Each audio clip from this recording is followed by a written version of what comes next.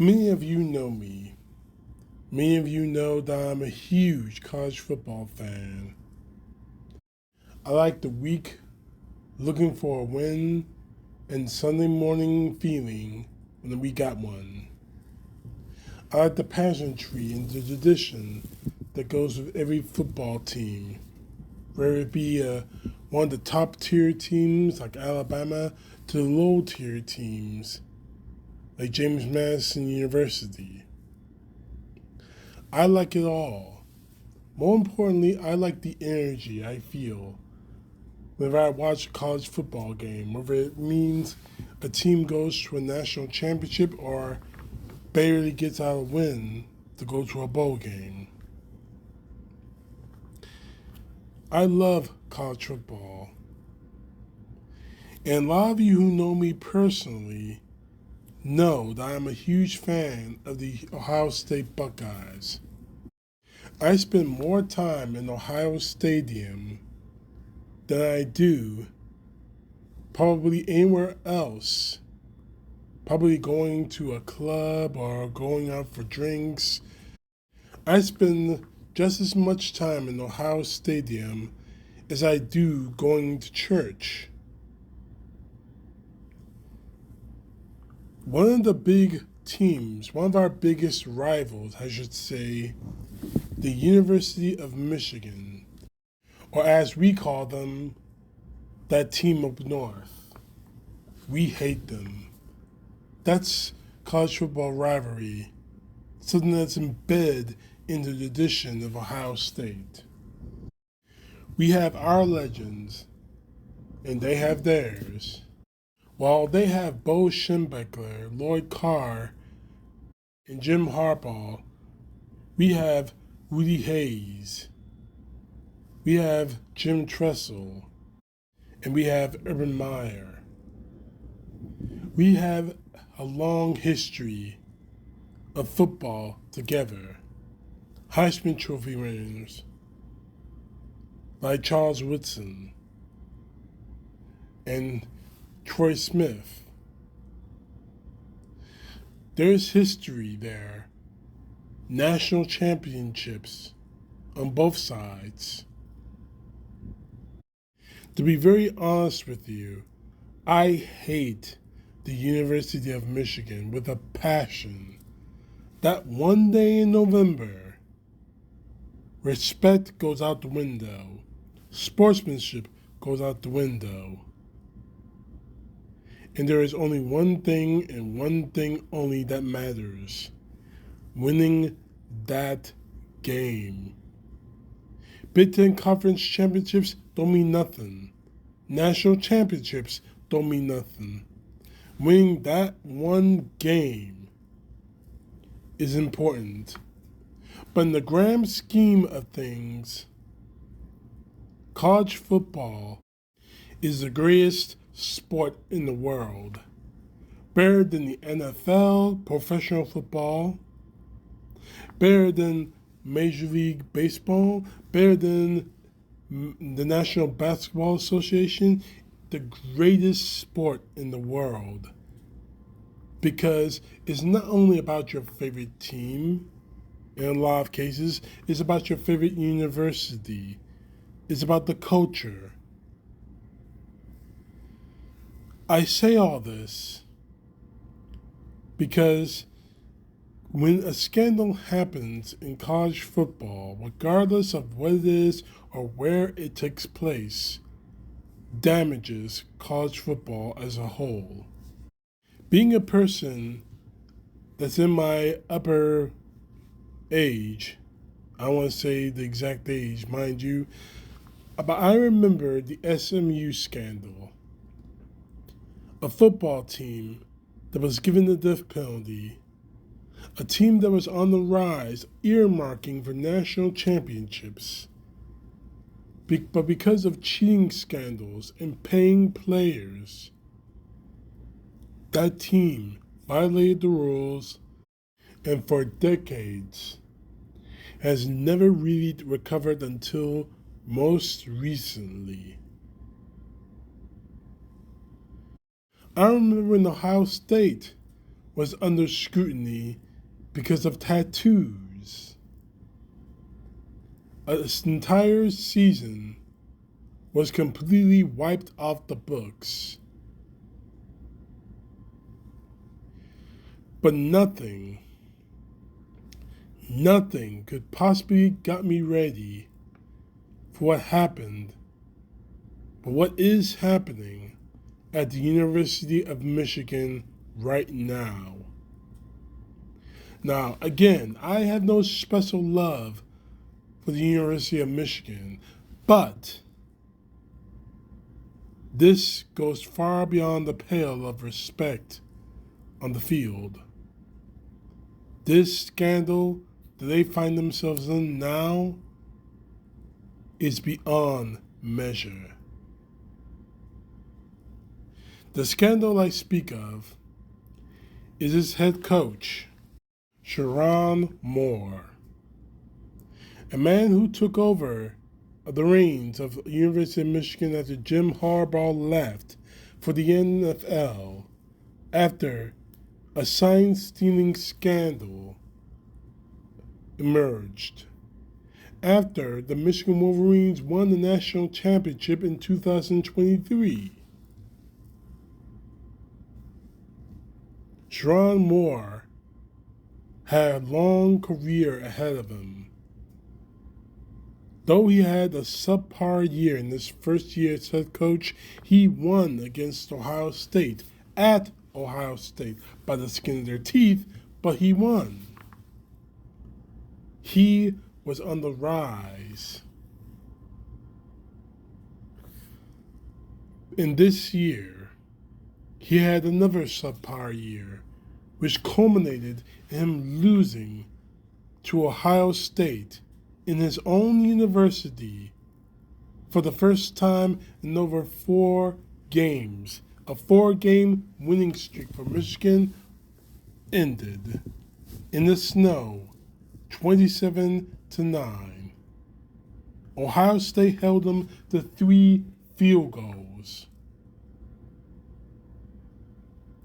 If you think that was bad enough, it gets 10 times worse. By now, all of you know that Moore was fired not too recently. At first, when I heard the news, I was in the gym, went home, turned on the TV, and I saw the bottom line of the screen on ESPN. Sherrone Moore fired as head coach of Michigan.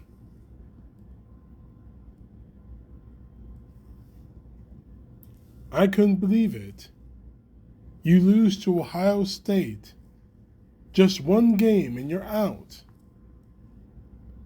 We did that kind of damage? We damaged him that badly? And it wasn't until hours later that I find out that he was arrested for assault. Then I'm thinking to myself, he was fired because he did something really, really bad.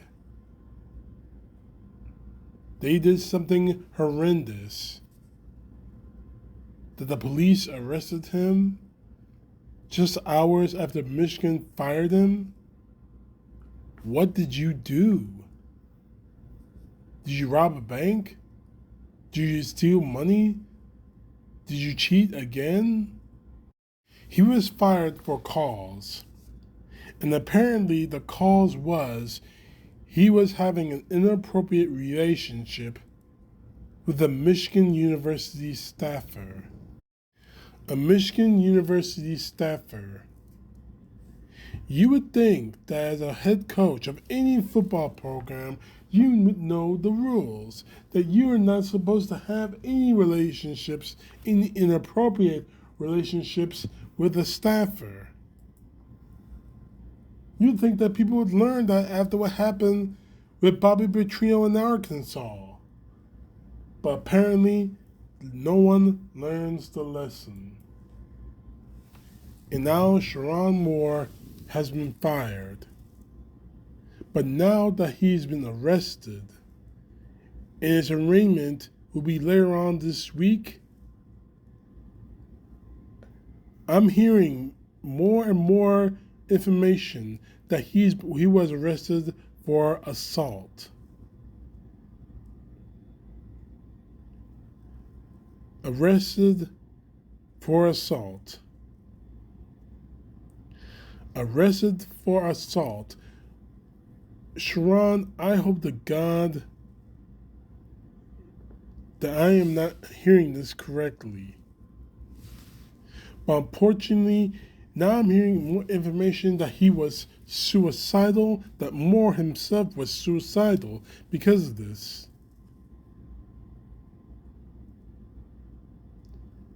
The story gets 10 times worse.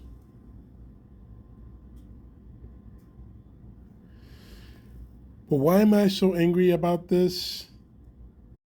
Why am I so frustrated at the fact that Sherrone Moore was fired? I should be rejoicing.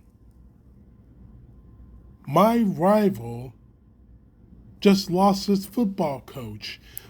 One of the reasons is he lost his job not because he lost to Ohio State, not because he had a subpar year, not because he had a bad losing streak, but because he lost his job for the stupidest, the dumbest, the most idiotic of reasons. You know the rules, and you broke them.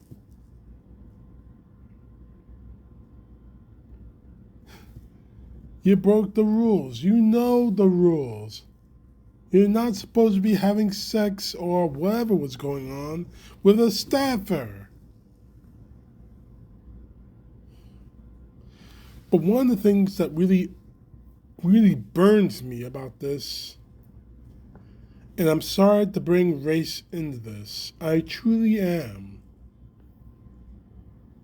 but I have to do it for the sake of this video. As an African American college football fan, I know the fact that there are very few football coaches of African American descent in Division I football.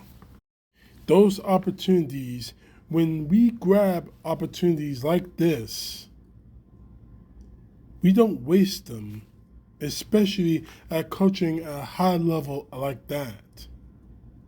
Regardless of what the school is in Division I. Just to name a few, Deion Sanders, head coach of the Colorado Buffaloes. This man is a pro football Hall of Famer, coaching college football.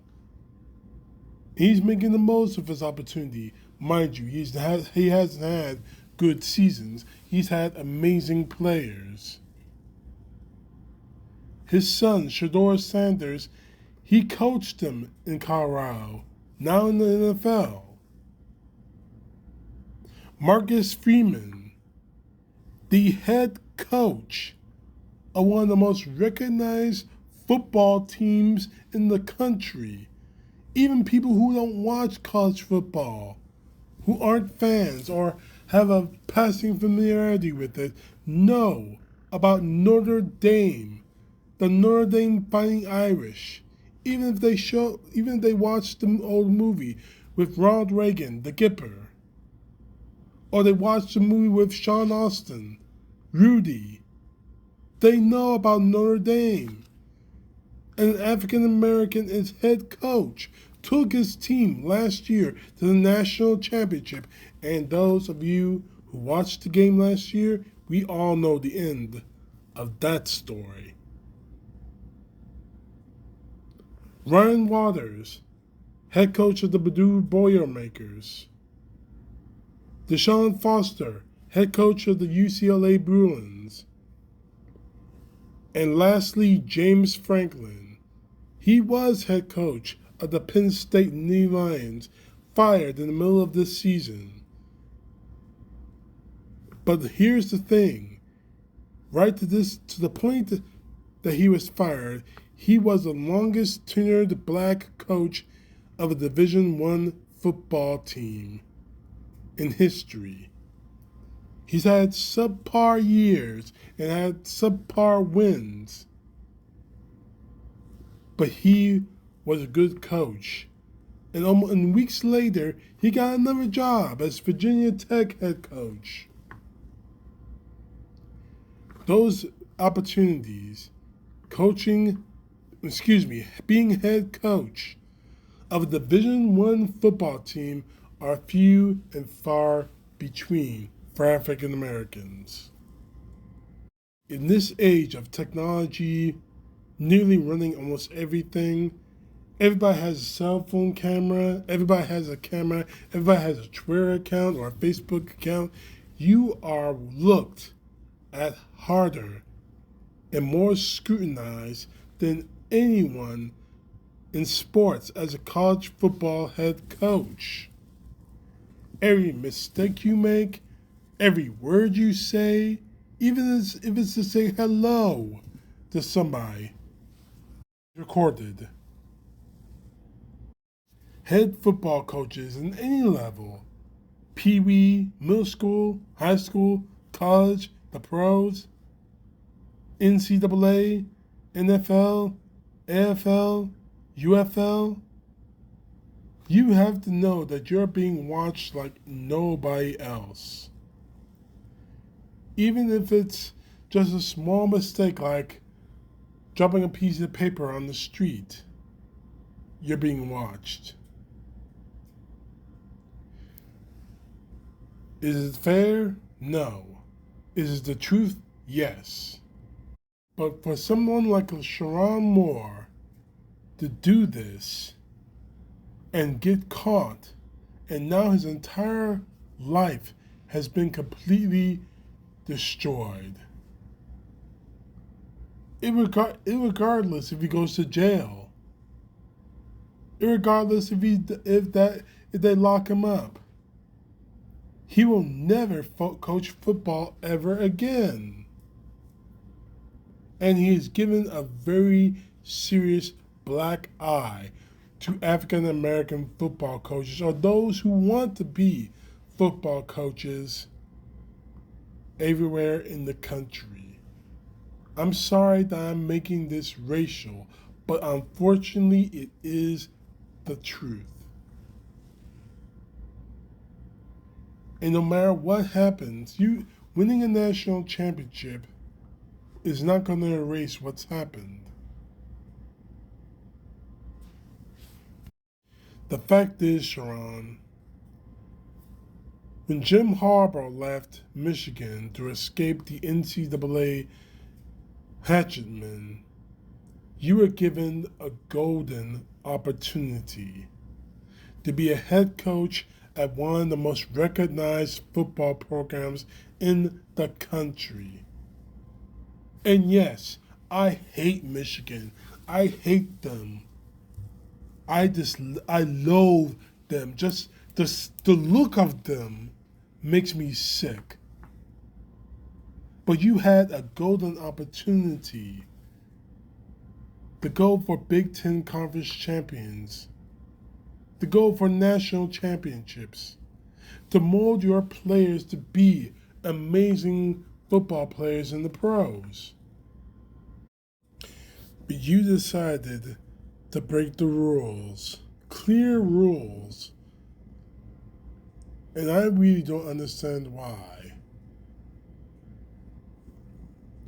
You wasted an opportunity that could probably put you as one of the best coaches in college football. And this coming from an Ohio State football fan, saying this to a Michigan head coach, that's called respect. That's called admiration. That's called acknowledging that you're the top man at one of the top universities and you wasted it. And you hurt the sport. You hurt it. Whatever happens to you, you have no one to blame but yourself. No one.